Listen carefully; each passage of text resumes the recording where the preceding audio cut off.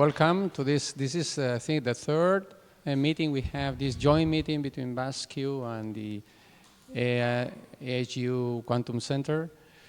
And today we have the pleasure of having Michele Grossi.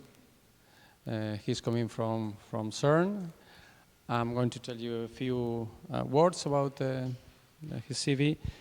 Michele Grossi received his industrial PhD in high energy physics from the University of Pavia, working on quantum machine learning models for boson polarization discrimination.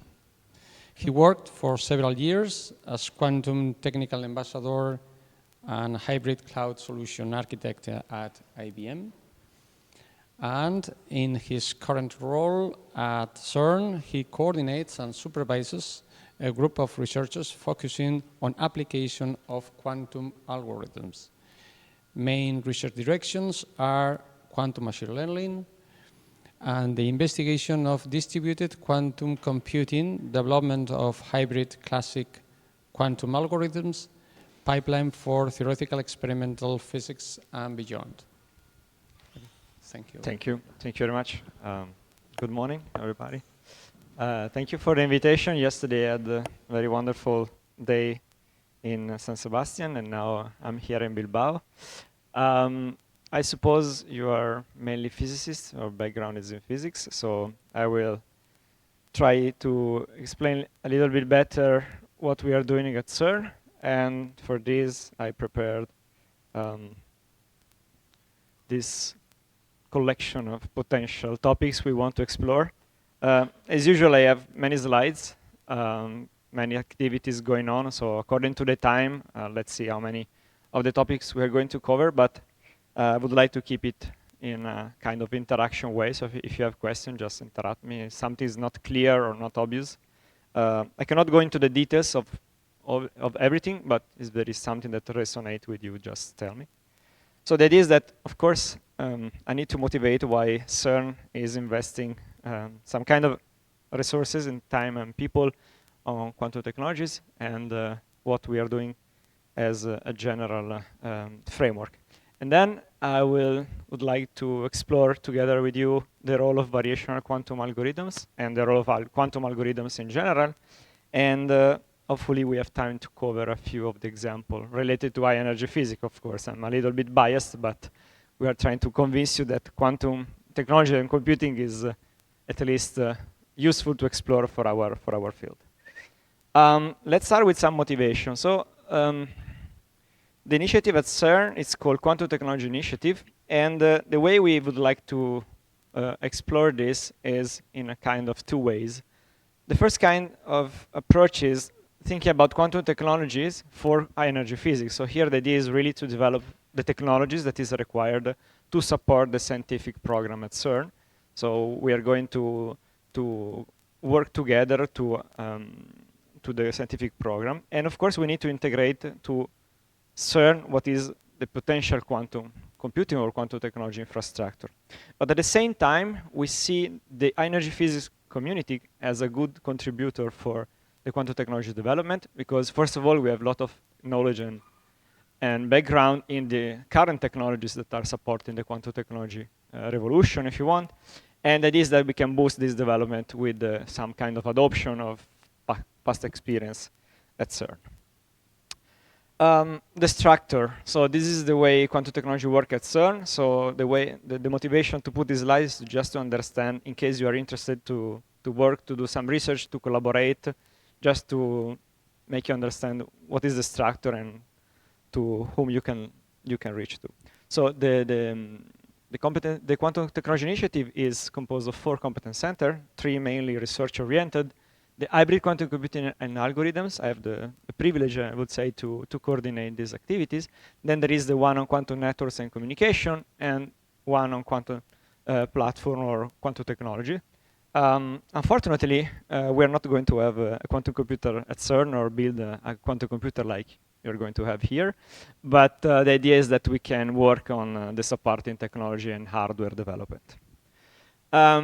just a brief overview of the main goal and challenge or objectives, if you want, of those competence centers. So the idea is that for the distributed quantum computing algorithm, already the name is quite clear, but we want to develop algorithms that focus on distributed computing as a support kind of technology or IT service, if you want, to the energy physics community and beyond. So the idea is that to do that, you need to understand what is happening, so to get a robust understanding of the performance of quantum computing in general, and to have a kind of unbiased view on the technology. So the idea is that we want to understand if this is worth or not. So it's not like we are a company and we have to sell this product anyhow. So that's our scientific approach, of course. And so because of this, we are, of course, interested in co-developing quantum computing, quantum algorithm together with other research institutions as company as well. Regarding the quantum communication and network, so of course, this picture is not about quantum technologies, but is a classical technology supporting quantum technologies.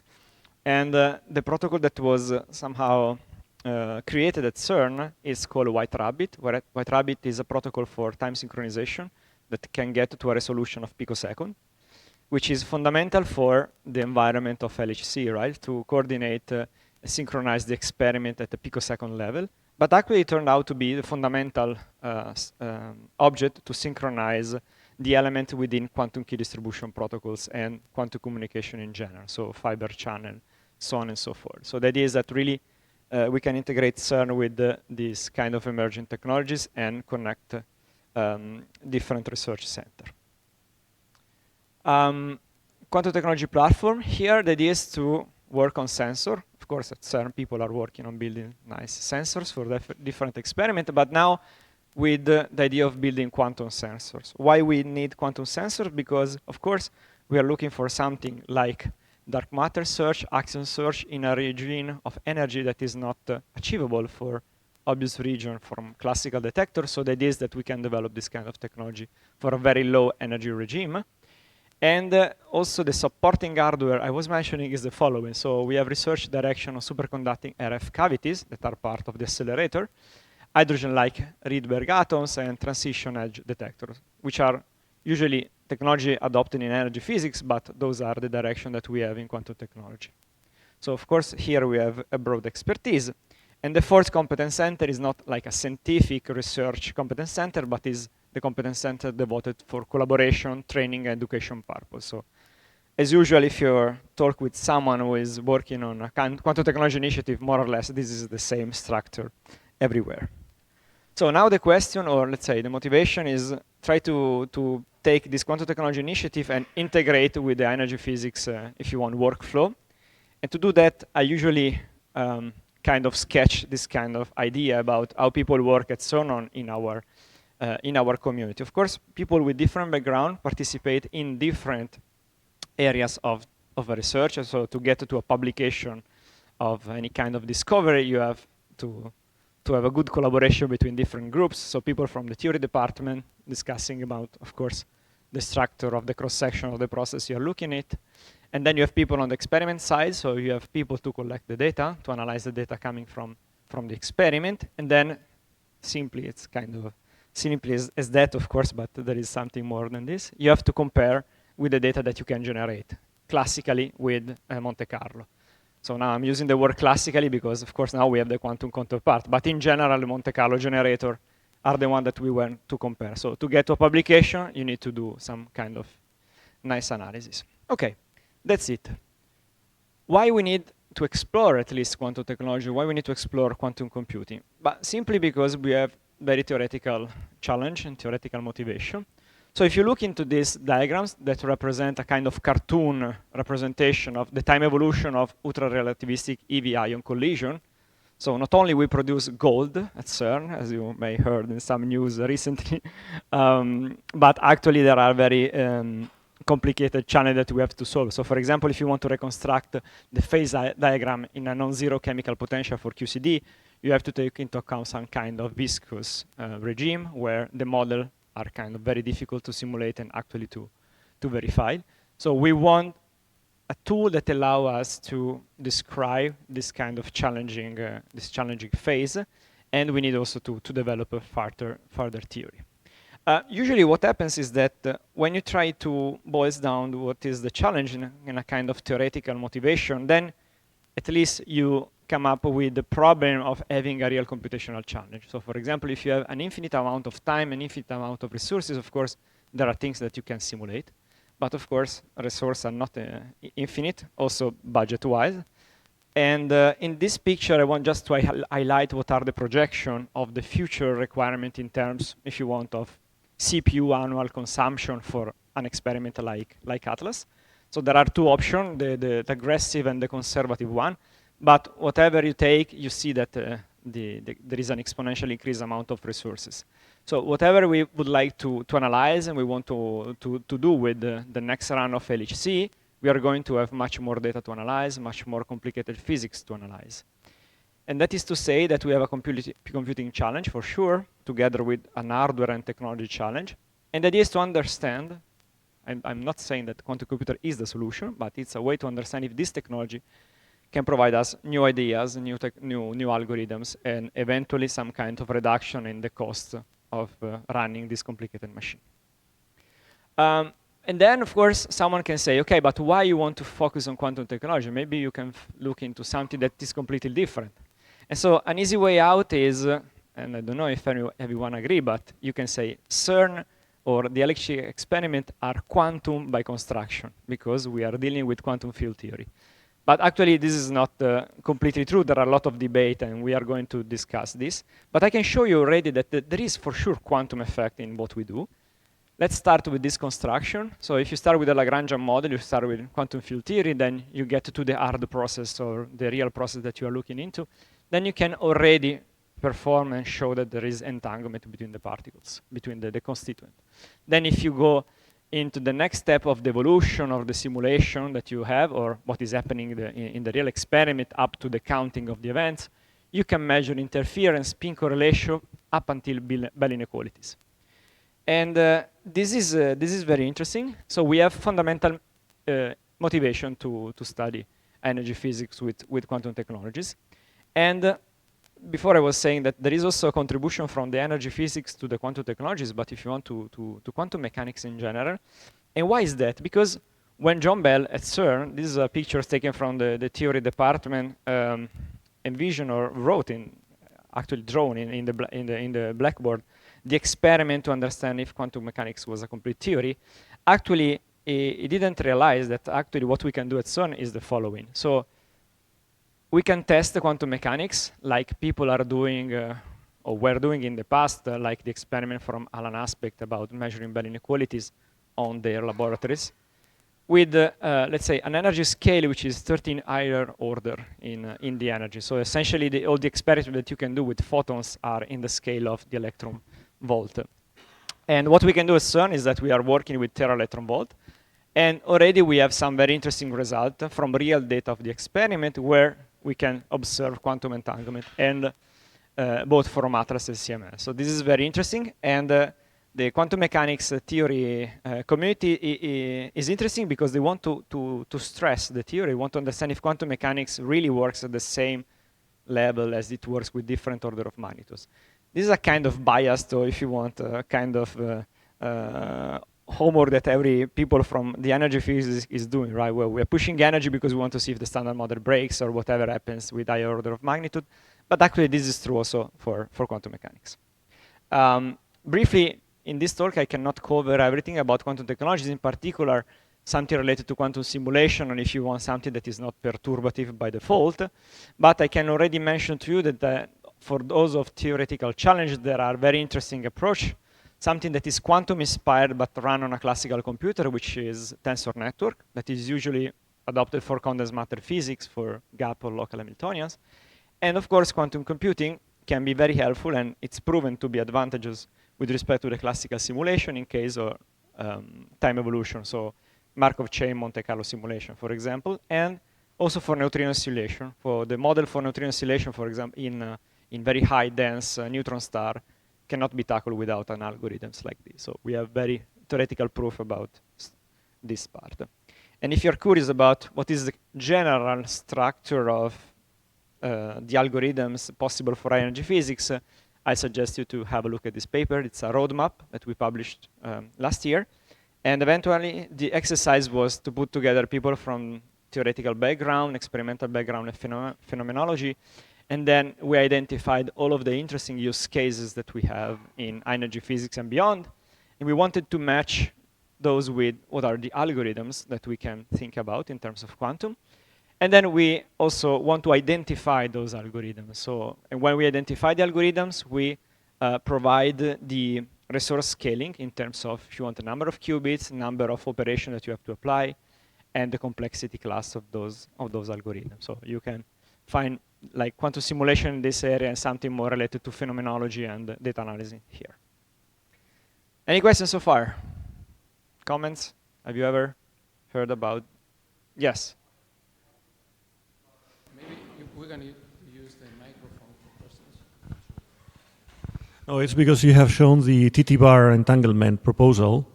That? And I'm a bit confused. Why is this? What's the advantage of the TT-bar with the, for instance, the thing that were proposed with the neutral kaons, which you would have also information about CPs and things like that. So why is TT-bar important? So the TT-bar is important in measuring this entanglement structure and eventually Bell inequalities because as the simplest structure in terms of quantum information theory, because the decay of TT-bar is the same as a system of 2 qubits because you have spin 1/2. And if you go to W boson decay, for example, you have the structure of Q-trit. So there is a nice correspondence between the two approaches. So that's why it's used, and it's a good contribution to quantum information properties. So this is the connection, and this is the way they approach this. Yeah.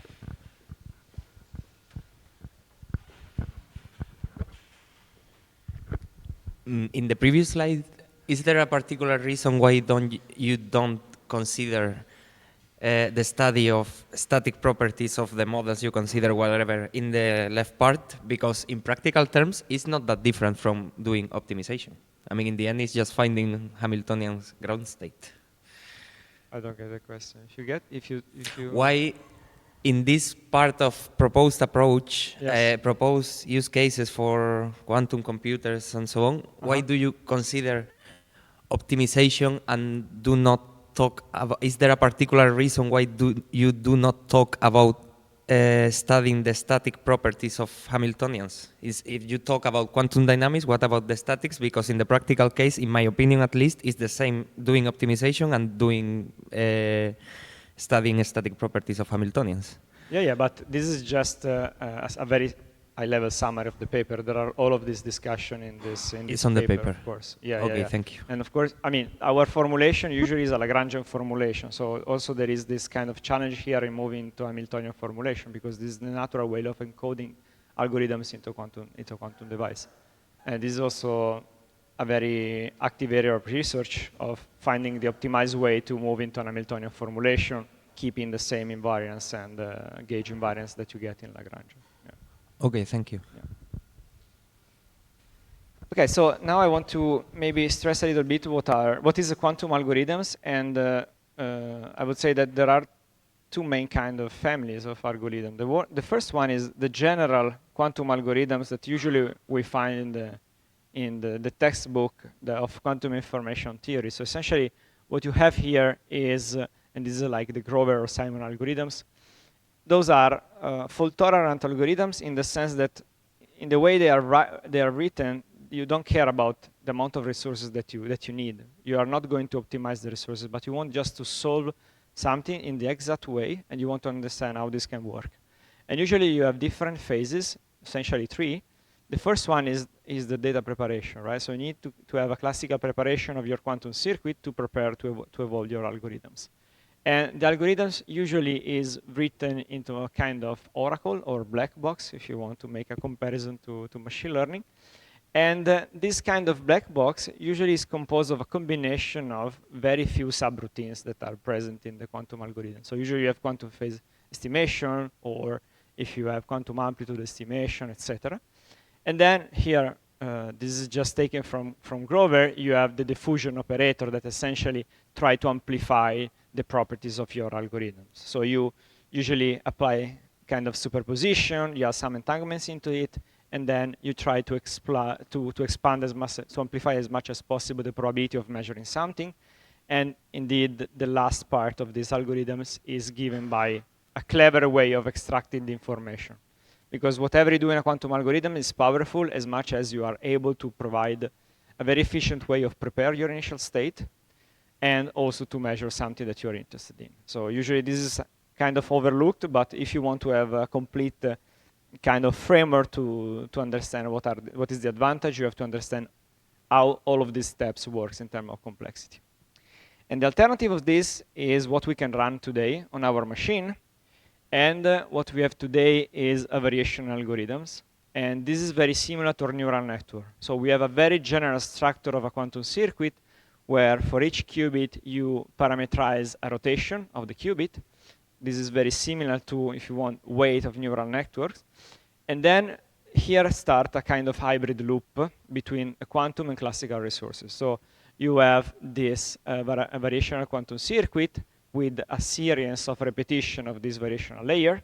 You, of course, have some entanglement qubit operation, and then you define with usually Pauli strings the things that you want to measure. So in the end, what you measure from a quantum computer is a series of bit strings, and then the optimization happens at the level of a classical computer. So the classical computer optimizes the process for you and give you the indication on how to update those weight or those rotation within the gate. And this works until you get to a convergence. So now the real question is, and this is very general, either for fault tolerant or if you want, those are kind of NISQ algorithms. What are the ingredients to make a powerful quantum algorithms? And usually people think about, let's just add some kind of additional entanglement into the circuit and then we should have something that is very strong.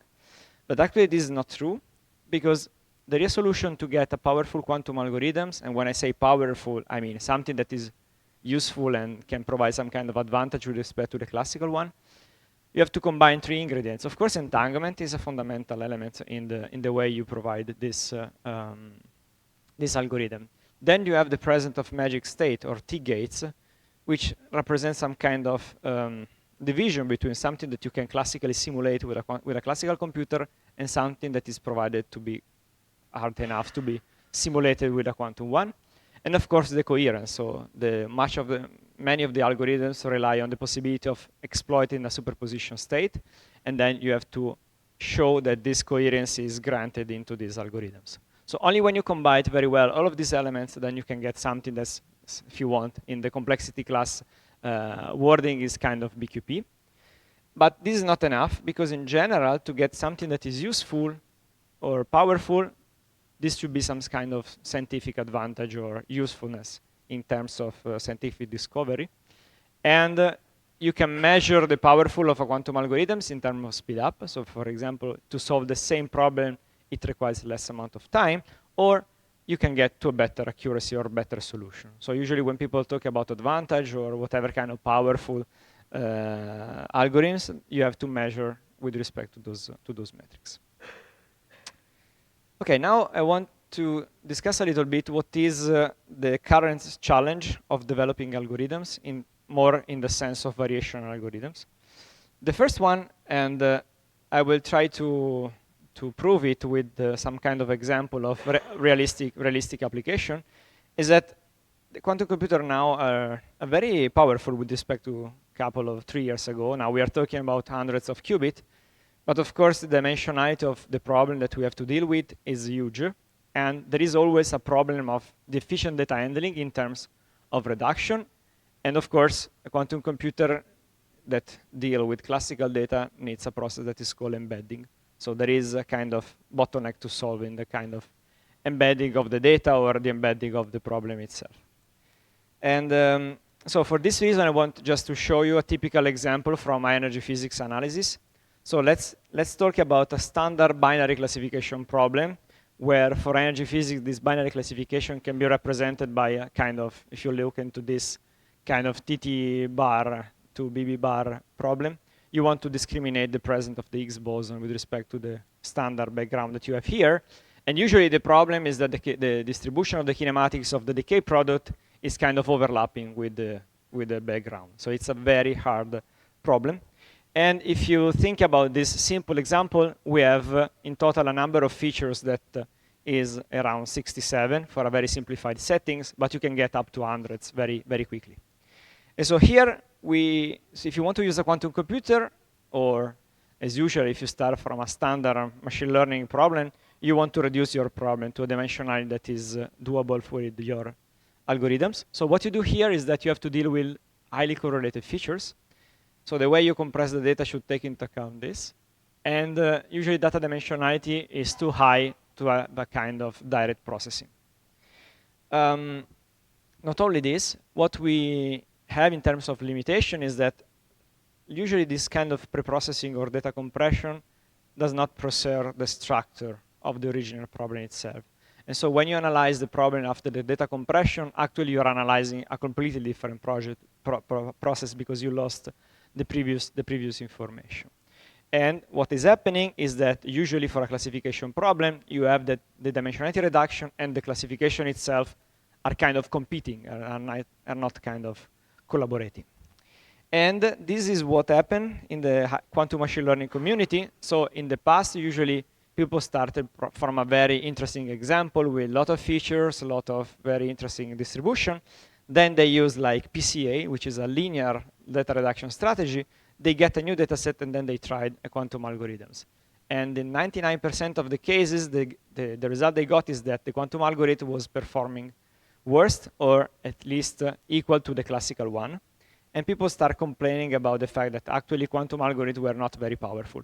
But the problem was that actually you were not solving the original problem. You were solving a problem that is already easy to solve with a classical computer.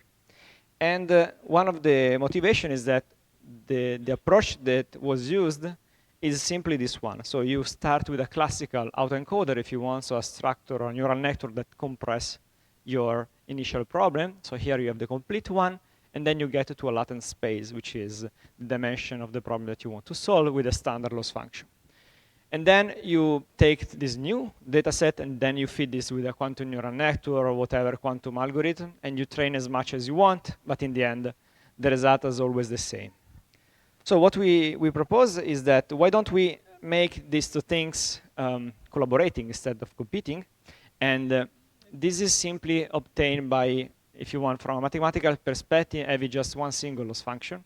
That is to say that the compression part needs to be connected with the classification part, so that the way the classifier, so the quantum classifier is updated, take into account the properties of the data compression. And of course, this was a very nice intuition in the sense that with this kind of data structure for the encoding of the layer, so these are typical features of quantum machine learning, so that you can encode many times. It's called data reuploading the same data set to your algorithms.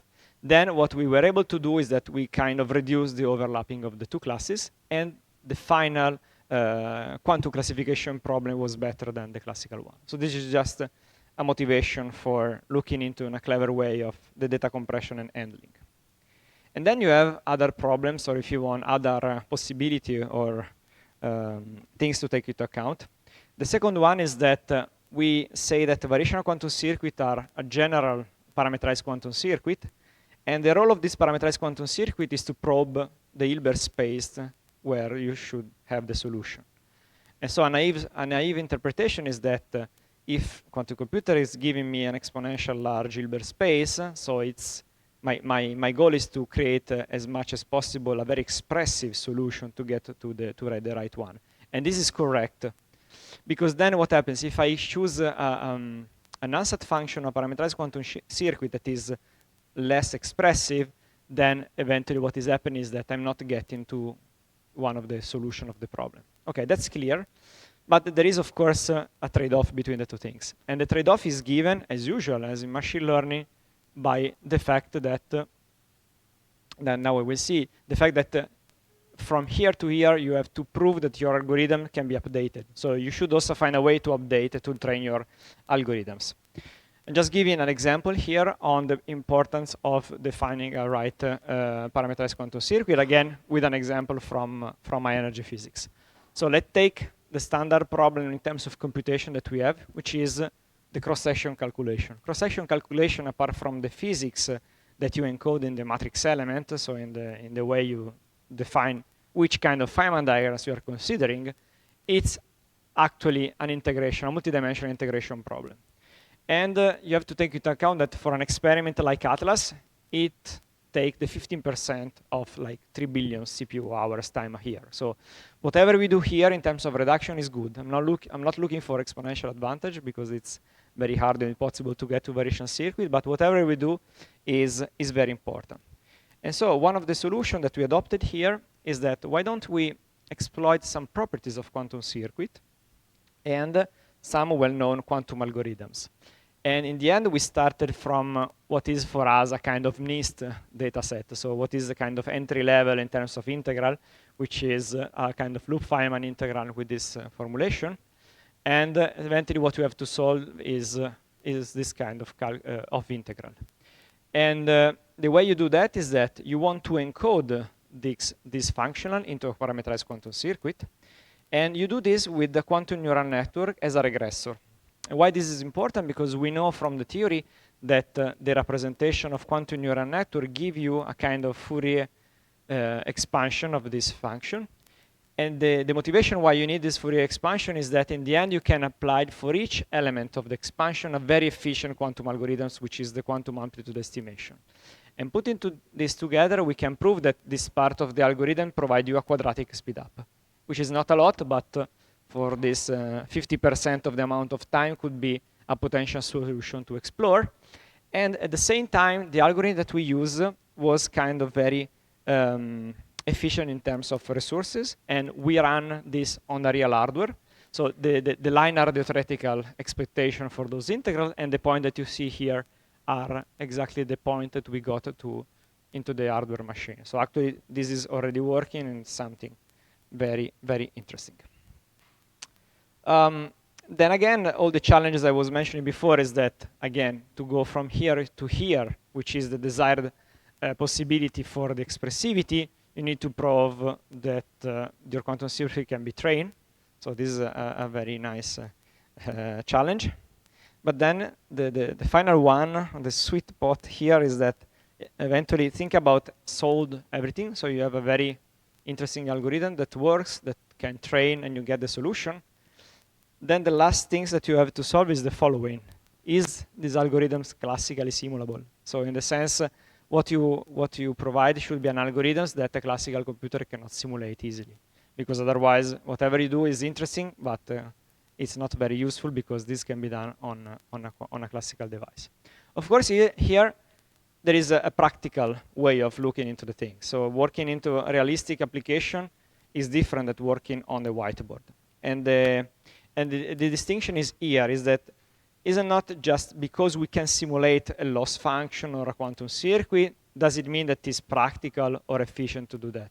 And this is very important because usually we get from the theory, from concept class theory, very tight bound on the complexity, on the scaling of the algorithms, but then you need to see what is the real case and how this is fixed to the solution that you're counting. And so just to conclude the panorama on the quantum algorithms, of course, parameterized quantum circuits are not the end of the story. At least we have a couple of alternatives that you can explore. The first one is, again, a quantum version of the reservoir computing. So this is a computational framework used for, if you want, for time series prediction. Or, usually on the classical side, it uses recurrent neural network, and now it is translated in a quantum formulation. And what is happening here with the quantum reservoir computing is that eventually this quantum hardware natively implements the dynamics in the high-dimensional Hilbert space. So the things that you have to do is that you have to encode the problem into your reservoir, let the reservoir evolve with an Hamiltonian evolution, and then combine in a clever way with post-processing all the observable that you can get out of the reservoir. And in this case, you are solving the problem of updating the weights from variational algorithms, but of course there are pros and cons according to this. This is a kind of recent publication that eventually successfully demonstrated this quantum reservoir computing using neutral atoms. So here we are discussing about different technology with respect to IBM or superconducting.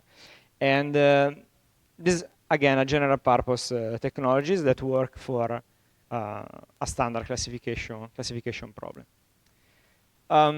Another alternatives are, again, quantum version of a very famous machine learning model, which is Boltzmann machine. Here I just putting a couple of references if you are interested, but just in a few words, if you consider starting from the classical sense a restricted Boltzmann machine, so you have a combination of visible unit and hidden units. So these restricted Boltzmann machine are the conceptual bridge between statistical physics and the machine learning. We learned this very well from the previous Nobel Prize. And we know that they can be used already with generative learning and anomaly detection.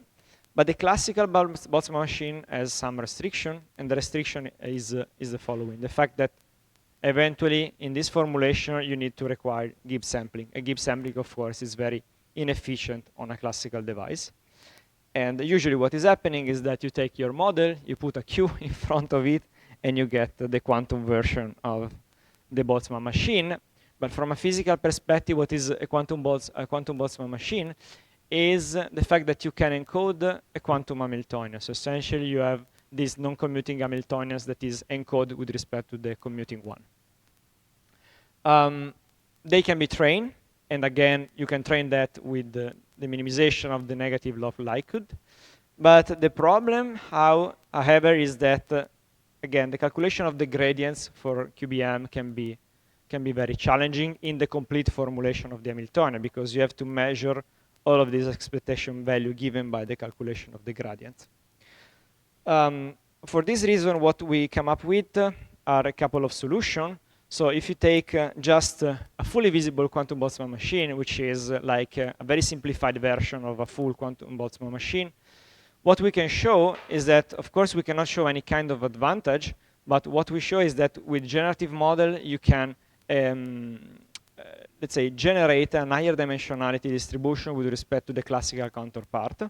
This is for the full visible QBM. And if you take a slightly modified version where we have the possibility of using hidden layer, but in a kind of semi-quantum restricted way, so that we don't allow the connection between the hidden unit, what you can show is that the number of parameters that is required for the quantum version with respect to the classical one is 3 times lower. So that is to say that the restricted Q version of this machine is much more expressive. And what we show is that in this formulation of the Hamiltonian, the calculation of the integral as an analytical solution. And so in this case, you don't have to calculate all these expectation value on the machine, but this is something that you can do with a different approach. Okay, so now I want to show a very last application of this quantum algorithms. And what I was mentioning at the beginning is that when you do some research, you have to analyze the data coming from the experiment, but then you need a very efficient Monte Carlo generator to study all of these effects, starting from Monte Carlo generator of the cross-section, but also Monte Carlo generation is used for Parton shower, so everything that is related to the detector simulation. And what we realize is that we can try to build up a quantum generative model for a very interesting problem, which is the fragmentation function. So we are discussing something that is non-perturbative in the energy physics setting. So essentially, fragmentation function give you the probability of extracting this specific pi or chi particles out of the process. And from a machine learning perspective, if you want, those fragmentation functions are multidimensional correlated function, where in the simplified version we have 2 variables, where we have z, which is the momentum fraction that is taken from the original Parton at the beginning, and the energy scale at which the problem happens.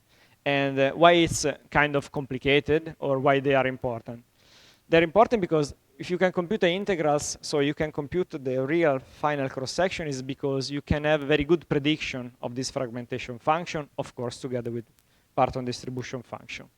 And the way they are determined is that now you can use only statistical method or machine learning starting from electron, E plus or minus data from electron collider. This is the standard formulation. So you have here a kind of correlation between the two variables, Z and Q.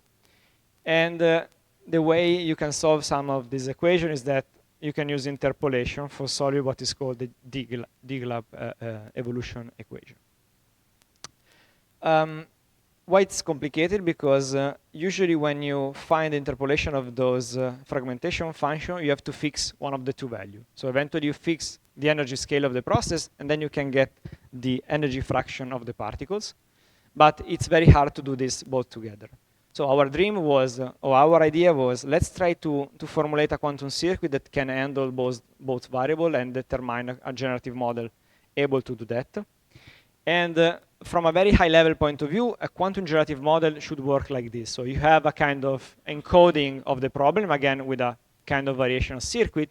You measure it, and then you want, after you train your generative model, to have a tool where you can sample from it, so that the tool should sample data for you. In practice, what we did is the following. So let's say that you define a feature encoding for the Z variables and a feature encoding for the Q variables, and then you want to encode some kind of correlation between those with entangling layer. And then what we use is an approach called Chebyshev generative model, because we show that with this kind of approach you can reverse the initial encoding of the circuit and increase the resolution of generative model without having to retrain the model itself. So this is a very high-level structure of the circuit, again with the initial Chebyshev feature map. You can think about this like a Fourier transformation. So essentially you take your data in the original space and you rotate or transform in a kind of polynomial basis. Then you train the circuit, and then once you train the circuit, you can apply the reverse Chebyshev transformation and sample for it, getting to a two-dimensional correlated distribution like the following. So this is the ideal interpretation, and actually it worked. And let's say, just as a comparison, we have our target just as a reference. It is a qualitative comparison. And then what we understood is that we can increase the number of qubits in the sampling stage, and the increased amount of qubit essentially allows you to increase the resolution of the problem. So here with 0 additional qubit up to 2, you can see that you can get to a very high level resolution of the sampling strategy like you get from the original one. So what we show is that effectively with this kind of approach, you can efficient sampling with extended register. And what we wanted to have is not something that is better to whatever deep learning model, but something that has a very clear physical meaning. So the fact that I have a quantum circuit that encodes variables, another one, and I can kind of creating a natural quantum interpolation between those features. So this is exactly what was the goal of this work. Okay, so that was more or less the amount of example I wanted to show you. So let's go to some conclusion or some remarks. Again, maybe I already mentioned this, but usually we have to understand what is happening on the theoretical side and what can be done practically. And my understanding is that usually complexity and learning theory give you the worst case behavior, which is important, but again, it's the worst case behavior. And also from theoretical perspective, this is kind of provocative, but what we realized in last years is that deep neural network has a very complicated mathematical formulation that was thought to be untrainable from a theoretical point of view, but actually we can use deep neural network today. And if you take the problem from a complexity class argument, let's take the most famous one, which is the travel salesman problem. And this is an NP-complete problem, right? So you need more than polynomial time to solve this in polynomial resources. But actually, you can solve something that is small or big, it would depend on your problem, with a classical computation. So again, it's always a matter of finding the right balance between the theory and the quantum part. And this boils down to a very important part, at least for this phase of the quantum technology evolution, which is the benchmark. So the way we can provide very good feedback to the community is to set up a very fair and structured benchmark between what you can do on a classical side and what you can do on a quantum side. And of course, what we can think is that maybe for some complicated model, the hybrid solution will be the solution, so that you can get something that can run very well on a classical device, for example, the training of an algorithms, while you can find some kind of advantage when you do the sampling stage of these algorithms to the quantum computing. And with that, I think I cover all the points. If you have any questions. Thank you.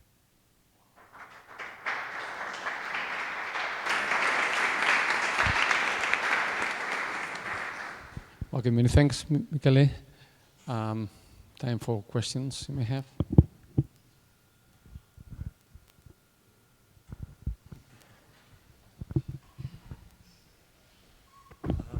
I was a bit confused. There was one transparency where you had this computation of loop integrals, but actually what you said around it was indeed about data encoding and data processing and integral. But what was specific about the loop part? That I did not get because all the issues about, for that simple loop, the UV divergence, what does it have to do with anything? And if you are having more complicated loops where you can have, I don't know, how do you handle HTLs or pinches or things like that? So does it have anything to do with the Q part? So the question is, why is important for showing something with the quantum algorithms, or why is the loop integral the choice? Rather, what is the loopy part of what you have shown? Why is this relevant for specifically loop integrals? Ah, okay. No, it's not specific for loop integrals. So what we wanted to do, this is a collaboration with Herman Rodrigo from Valencia, is that they use this approach of loop tree duality to remove divergency from, remove singularities from the integrals. And eventually, what we wanted to start was a kind of the simplest problem that has at least one loop, in the way we show that is something that is simple but not trivial. Because in the previous example that is in this work, maybe I didn't put it in the details, what we did here was just showing how this works with the Baba scattering. And eventually, if you do the calculation with about a plus a minus, then you get a function that is 1 plus cos square, like the cross-section is given by this. But then, okay, it's interesting, but it's like integrating 1 plus x square, which was maybe too trivial. And what we wanted to do is that we wanted to have a very simple example from energy physics, but not so trivial. So the idea is that moving to one loop with this kind of formulation, this kind of integral looks a little bit physics complicated with respect to 1 plus x squared. There is something more that we can explore, because then you can train a variation, you can train a regressor here, and this neural network should provide you a good fit with a function that maybe has some singularities, has some strange behavior with respect to the 1 plus x squared, which is a very, very fair and obvious way of doing the things. But yeah, the idea is that we wanted to understand maybe, and this will be a next step, how the complexity of this quantum circuit change if you go higher in the perturbation theory. Maybe we can keep some kind of linearity, and then it would be very important, because then if you increase the number of loops, and then it would be a challenge. So that was not something very specific for the loop. No, it was just a good starting point, not trivial.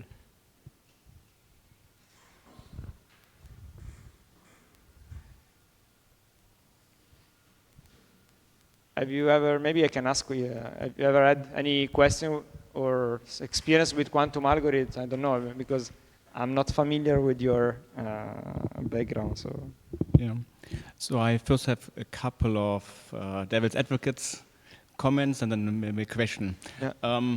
You mentioned in the beginning that, since I have heard the statement a couple of times already, that you unfortunately don't have a quantum computer at CERN. In fact, I was wondering whether this is really important to have a quantum computer at CERN, because we have quantum computers somewhere else, and shouldn't CERN actually use that money, for instance, to finance heavy ion experiments at the SBS to measure the phase diagram of QCD?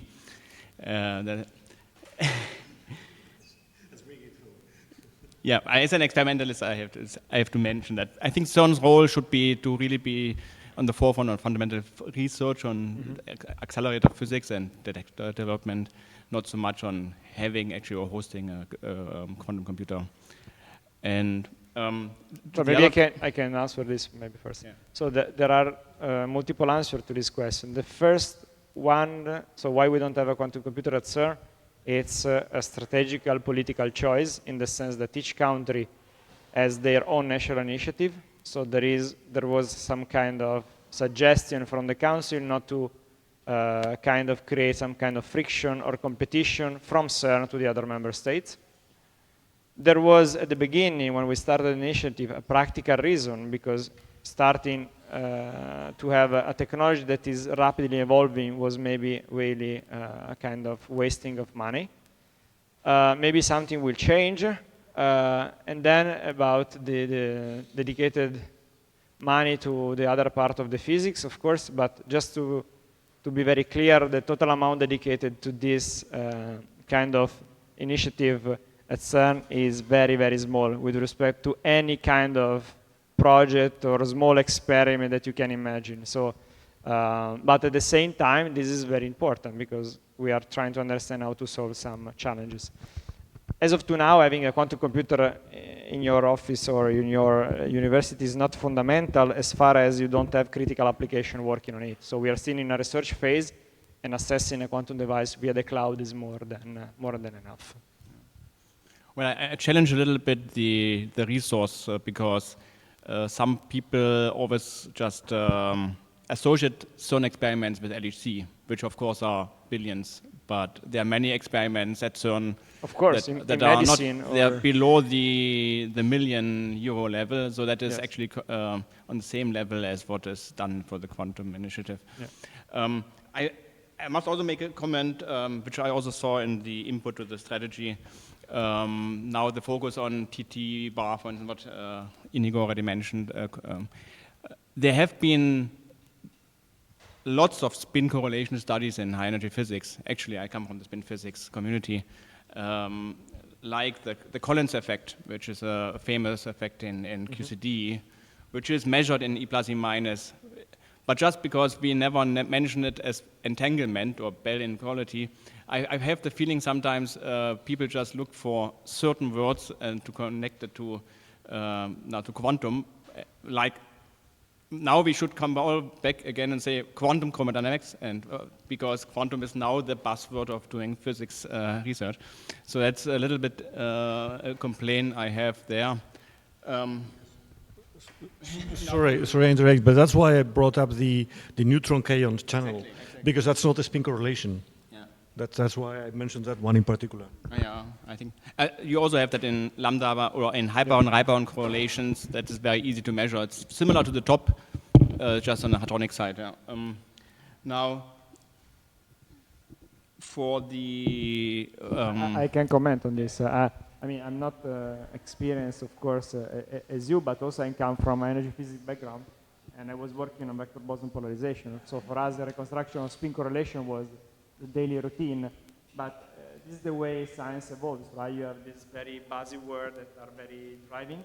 And actually, it was funny because a couple of months ago, we published a paper where we said, okay, you are doing all of this interesting studying of spin correlation, but then you are showing us some, 5 sigma signal of whatever. You are not even considering NLO effect. You are not considering detector effect. So effectively, we had for free a couple of papers where we show if you include NLO effect, maybe the way you measure entanglement is completely different. And this is exactly what we have done naturally in several years. So I think it's good that new direction can start, but it's true that we need the support of the community that was doing this with a different name, but actually in correlation study is something that has been done so far. Now to the actual work, you only went over it the last slides because that's quite interesting also for our group because we are doing fragmentation functions here. Could you remind me, or and go in a little bit more detail, so what you have done is to use actually data also from high energy physics collisions to train your fragmentation function models, or what? Yes, yeah. so the way we train the model is from real data coming from E plus E minus. Well, that's good.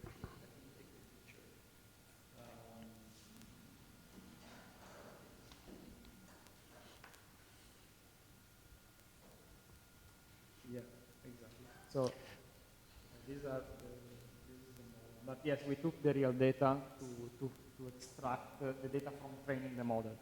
So those are real data. Yes. And the quantum part, that I didn't understand. Where does the quantum part really enters as a decisive factor? So there is no size scaling here in terms of advantage, of course.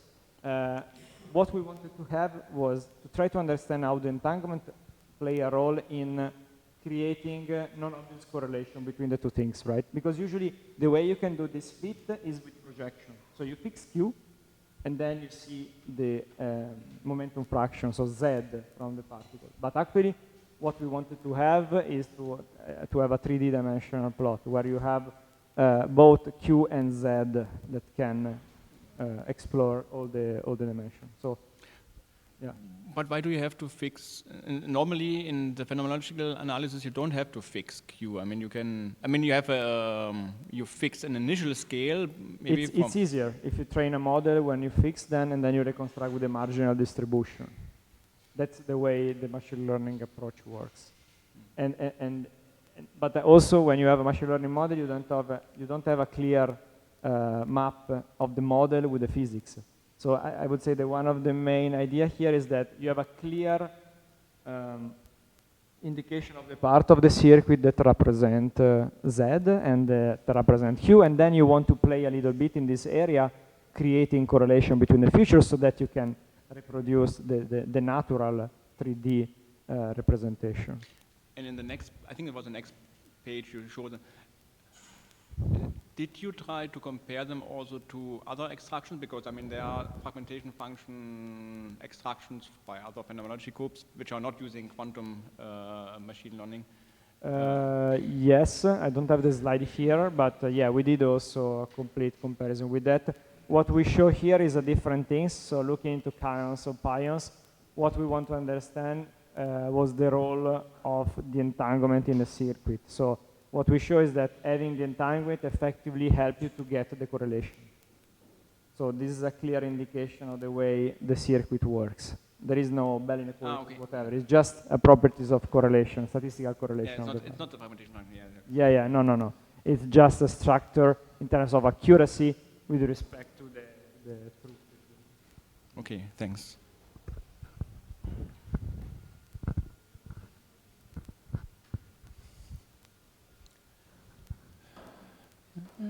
Any other question? Okay. If there is no other question, so please let's speak. Thank you. Again.